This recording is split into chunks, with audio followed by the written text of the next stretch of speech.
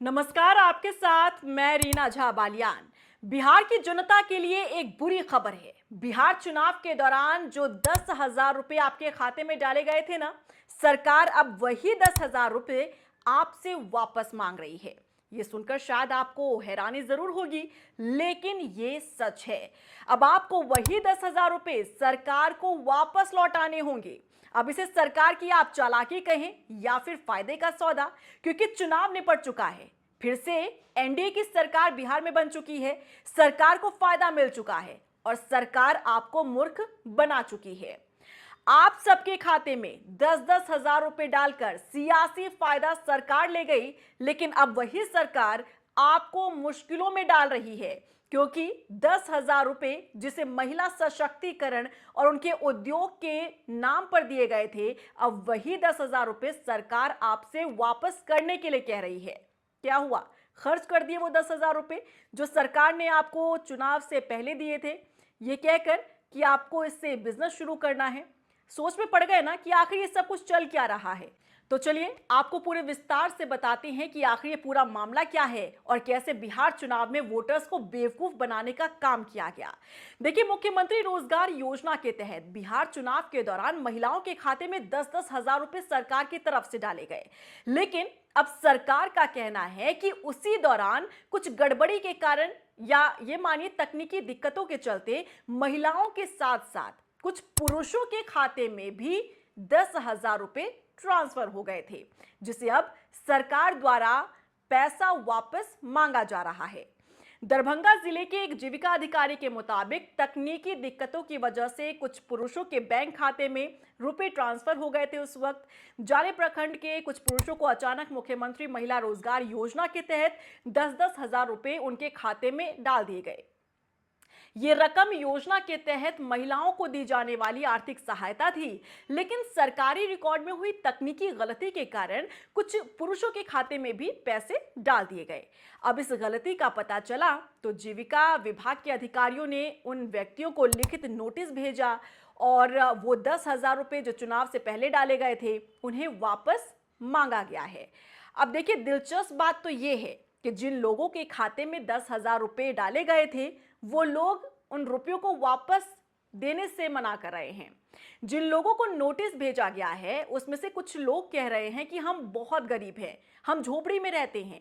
उन्हें जो पैसा मिला था चुनाव से पहले, उन्होंने या तो कर्ज चुकाने में उसे खर्च कर दिया या पर्सनल जरूरतों में खर्च कर दिया है। अब उनके पास एक भी रुपया नहीं बचा है, इसलिए वो लौटाने की हालत में नहीं है।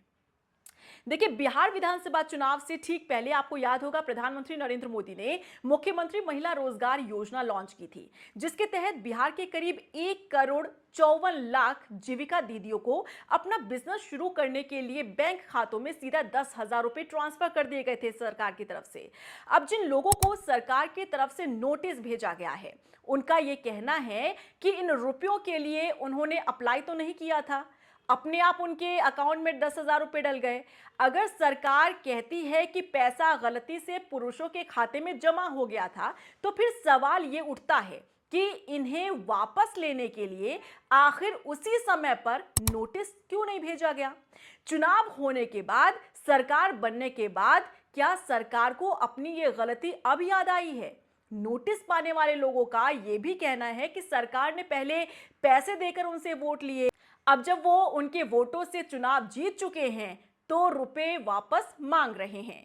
एनडीए के सत्ता में लौटने के 1 महीने बाद रिकवरी के लिए नोटिस भेजने का आखिर मतलब क्या बनता है?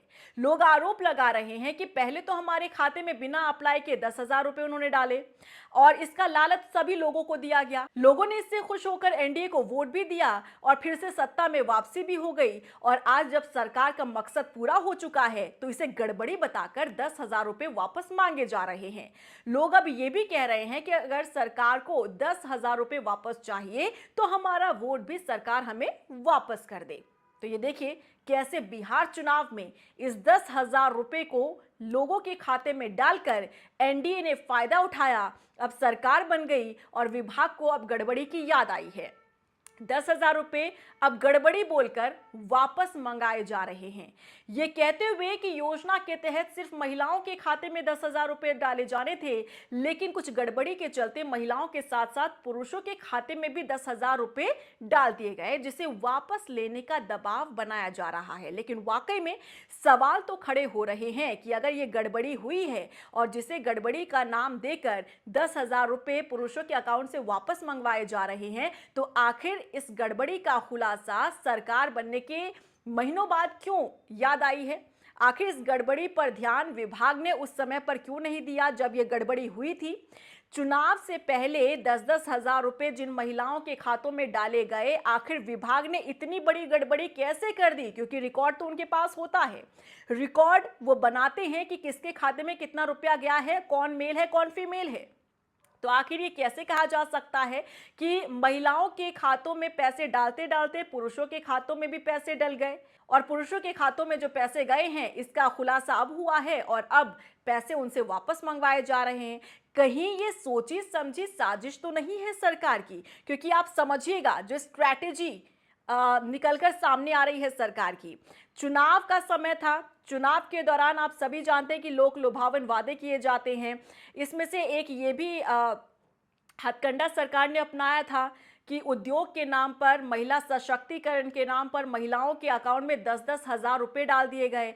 न सिर्फ चुनाव से पहले बल्कि चुनाव और वोटिंग से कुछ दिन पहले भी ये प्रोसेस पूरा जारी रहा, ताकि महिलाओं का एक रुझान और एक बिलीव जो है वो एनडीए के प्रति बना रहे और इसका फायदा चुनाव में एनडीए को मिले, और ऐसा हुआ भी।